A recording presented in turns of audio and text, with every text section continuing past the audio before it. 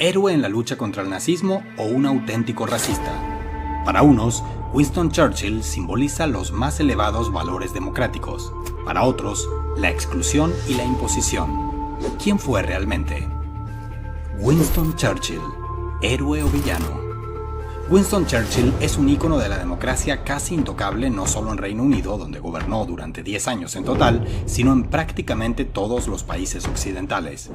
Sin embargo, su figura no está exenta de aspectos que arrojan sombras sobre la imagen idealizada que existe sobre su persona y su obra política. Churchill se encargó de cultivar una imagen controversial desde joven.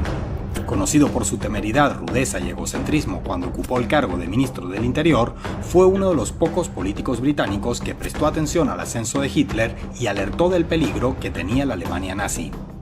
Al comenzar la Segunda Guerra Mundial, Churchill tomó las riendas del gobierno británico y prometió derramar sangre, sudor y lágrimas para lograr la victoria a toda costa.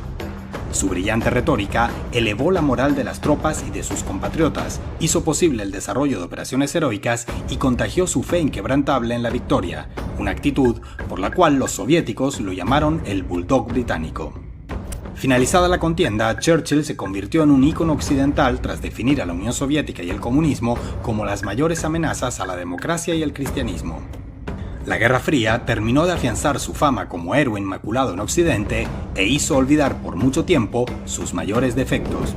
Winston Churchill defendía la jerarquía entre etnias como algo natural y estimaba que el hombre blanco es superior a los negros e indígenas. Llamó tribus incivilizadas a las poblaciones de Afganistán e Irak y afirmó no entender por qué algunos se escandalizaban cuando defendía usar gas venenoso como arma contra sus integrantes.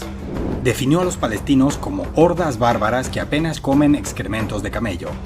Varias de sus opiniones sobre asuntos raciales no distan mucho de las expresadas por su peor enemigo en la Segunda Guerra Mundial. Grandes naciones bárbaras en cualquier momento pueden armarse y amenazar a las naciones civilizadas. La población aria está obligada a triunfar. Abierto partidario de la eugenesia, dedicó esfuerzos a lo que llamaba mejorar la raza. En 1913 promovió una ley sobre la deficiencia mental, que clasificaba a las personas en categorías como idiotas, imbéciles, débiles mentales e idiotas morales. Como ministro, recomendó esterilizar a los que consideraba no aptos para reproducirse, un asunto que consideró vital para la salud pública. En 1943, Churchill ordenó desviar alimentos de Bengala, India, aún parte del Imperio Británico, para favorecer a las tropas aliadas. Esa medida provocó una gigantesca hambruna que dejó alrededor de 4 millones de muertos.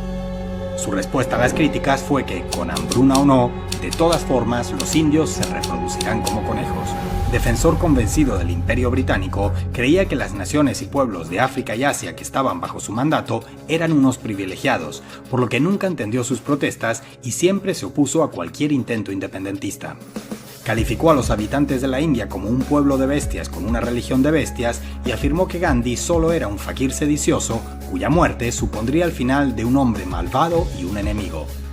Apoyó la represión que sufrieron los movimientos independentistas kenianos y a principios del siglo XX defendió la creación de campos de concentración en Sudáfrica, tanto para rebeldes boer blancos como para los nativos africanos. Las miles de muertes que se produjeron como consecuencia del hacinamiento, las enfermedades y la mala alimentación las catalogó como daños mínimos. Mientras sus defensores se centran en subrayar exclusivamente sus éxitos frente al nazismo y justifican sus arrebatos racistas como algo propio de su época, sus detractores pasan por alto sus logros y recuerdan que, si bien es cierto que en aquellos años muchos pensaban como él en cuanto al color de piel, muchos otros no lo hacían. De manera que, como sucede con tantas figuras históricas, resulta casi imposible asignar una sola etiqueta a Winston Churchill.